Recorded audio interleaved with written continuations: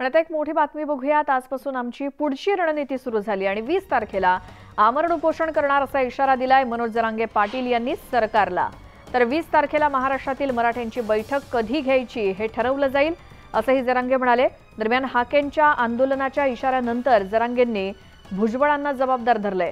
धनगर आणि मराठा समाजात भुजबळांनी वैर लावला असा आरोप जरांगेंनी केला।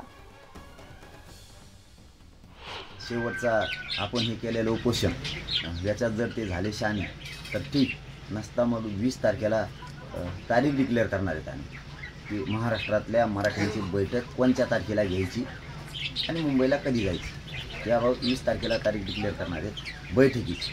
आणि त्यावेळेस ठरवू की ज्यावेळेस महाराष्ट्र जमल त्या टायमाला जी तारीख ठरवली जाईल 20 तारखेला त्या तारखेला महाराष्ट्रातले मराठी येतील तिथं ठरवू पाडायचे का उपाय करायचे।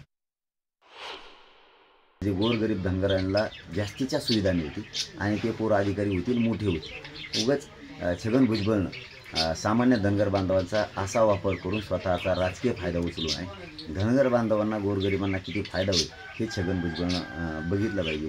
हे करता करिता सगळा छगन भुजबळ यांनी काही म्हणले तरी आमची त्यांच्यावर रागही नाही नाराजी पण नाही आणि धनगरांचं मराठ्यांचं कधी वैर नव्हतं बी छगन भुजबळने आमचं वैर लावू नये।